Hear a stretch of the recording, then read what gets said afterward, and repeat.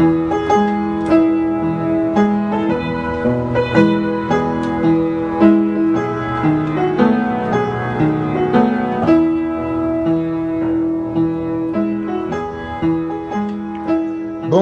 et bienvenue aux mots orphelins de ce matin. Le mot orphelin de ce matin, c'est la persécution. Qu'est-ce que c'est que la persécution? C'est un traitement répressif, arbitraire de l'autorité constituée contre un groupe religieux. La persécution peut même être contre un groupe politique ou ethnique. C'est un traitement injuste et cruel infligé avec acharnement. Le vrai christianisme a été toujours persécuté, violemment, et d'ailleurs réprimé avec la dernière énergie. Les hommes pieux ont toujours été mis à mort depuis des temps immémoriaux.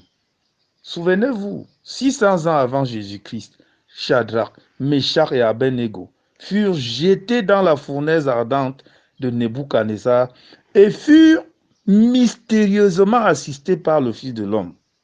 La flamme tua les hommes qui les avaient jetés dans la fournaise ardente. Daniel 3, 22. Sous le règne de Darius, la fosse aux lions était le lot quotidien des hommes pieux. Daniel fut mystérieusement protégé par l'ange qui ferma la gueule des lions. Daniel 6, 22. Que dit Jésus-Christ? Clair et net, si le monde vous hait, sachez qu'il m'a haï. Alors, si vous étiez du monde, le monde aimerait ce qui est à lui. Mais parce que vous n'êtes pas du monde et que je vous ai choisi du milieu du monde, à cause de cela, le monde vous hait. Souvenez-vous de la parole que je vous ai dite. Le serviteur n'est pas plus grand que son maître. S'ils m'ont persécuté, ils vous persécuteront aussi. S'ils ont gardé ma parole, ils garderont aussi la vôtre. Alors, je voudrais vous dire qu'au temps de Jésus, Pilate faisait pire. Il mélangeait le sang humain au sang des animaux avant d'offrir à son Dieu. Alors, à ce temps, souvenez-vous de ce que Jésus leur avait dit. Clair et net dans le livre de Luc au chapitre 13, et il dit, croyez-vous que ces Galiléens fussent de plus grands pécheurs que les autres Galiléens parce qu'ils ont souffert de la sorte? Non, je vous le dis. Mais si vous ne vous repentez, vous périrez tous également. Ou bien, ces 18 personnes sur qui est tombée la tour de Silo et qu'elle a tué, croyez-vous qu'elles fussent des plus coupables que tous les autres habitants de Jérusalem? Non. Je vous le dis, mais si vous ne vous repentez, vous périrez tous également. Alors, la persécution. Jésus nous enseigne que la persécution en soi-même n'est pas une mauvaise chose, mais un bien pour le véritable chrétien, pour celui-là qui est pieux. Alors, la persécution existait depuis des temps immémoriaux, comme je l'ai dit tantôt. Au temps des empereurs, de Trajan à Maxime, les chrétiens étaient persécutés et tués. Et pendant cette période, les chrétiens étaient exécutés lorsqu'on les tenait pour responsables des catastrophes naturelles. Le Nil a débordé, ce sont les chrétiens pieux. Il y a eu un volcan, ce sont les chrétiens pieux. Y a-t-il eu un accident terriblement mortel? Ce sont les chrétiens pieux. La conversion au christianisme était alors illégale. Le clergé était parfois mis à mort. Sous le règne de Décius, parut même un édit royal demandant de rendre un culte par an au roi César. Les chrétiens n'avaient plus de choix. C'était la mort pour les vrais chrétiens, les chrétiens pieux. Je voudrais vous dire, quels sont les motifs qui permettent aux gens de persécuter le Christ, le chrétien? Alors, je voudrais vous dire que certaines raisons peuvent être évoquées. Le style différent de vie des chrétiens. La vie sainte d'un croyant est une menace pour ceux qui vivent dans le paganisme et l'impiété.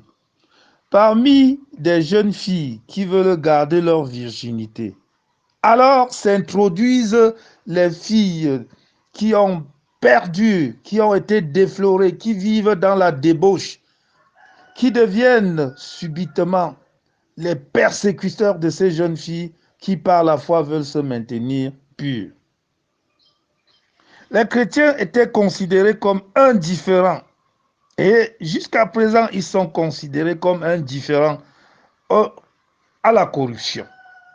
Un vrai chrétien ne corrompt pas. Alors, regardez des milliards qui s'évanouissent dans la nature sous forme de détournement de fonds publics. Un vrai chrétien ne participe pas à des choses de ce genre. Il existe de nombreuses pratiques sociales dont le véritable chrétien, le chrétien pieux, ne peut adhérer, comme la corruption pour inscrire les élèves dans les lycées. Sur les routes, pour passer, il faut payer. Dans les administrations, pour avoir un concours, il faut payer. Le vrai chrétien repugne ce genre de pratiques. Le vrai chrétien adore le seul vrai Dieu invisible. Jésus l'a dit dans Jean 4, 24. Dieu est esprit et tous ceux qui adorent, veulent adorer Dieu, doivent le faire en esprit et en vérité. Le vrai chrétien n'admet pas les idoles. Les crânes, ce sont des objets. Alors, d'autres créent leurs propres idoles et l'adorent. Et les chrétiens véritables n'accepteront jamais l'adoration des idoles. Les chrétiens sont persécutés par les idées, parce qu'ils sont opposés aux idées politiques et sociales. Lorsqu'un pays légalise l'homosexualité, vous voulez qu'un chrétien pieux adhère? Lorsque la sexualité est débridée, vous voulez qu'un chrétien adhère? Lorsque le mariage est corrompu et que deux hommes se marient, vous voulez qu'un vrai chrétien adhère? Alors, ce n'est pas possible. Quand les chrétiens sont persécutés et font des cultes privés et secrets, on les traite par des accusations infondées qui se livrent à des orgies sexuelles. On les traite quand on considère mal les mots agapés, quand on considère mal le mot de la Sainte Seine, manger la chair de Christ et boire son sang. Quand on refuse de participer aux meetings politiques où la tromperie est érigée en modèle de vie, vous voulez qu'un chrétien vrai adhère à ces choses? Quand un vrai chrétien se retire pour adorer, on l'accuse de pratiques satanistes. Alors, certains facteurs sociaux ne peuvent voir adhérer un véritable chrétien, un chrétien pieux. Je voudrais vous dire, si vous êtes persécuté, ne faites pas de la persécution un problème. La persécution, c'est un bien pour les véritables chrétiens. Souvenez-vous des martyrs, souvenez-vous de l'apôtre Paul, souvenez-vous de Pierre, souvenez-vous de ceux qui ont été exécutés. Je voudrais vous dire, si vous êtes persécuté, tenez fort.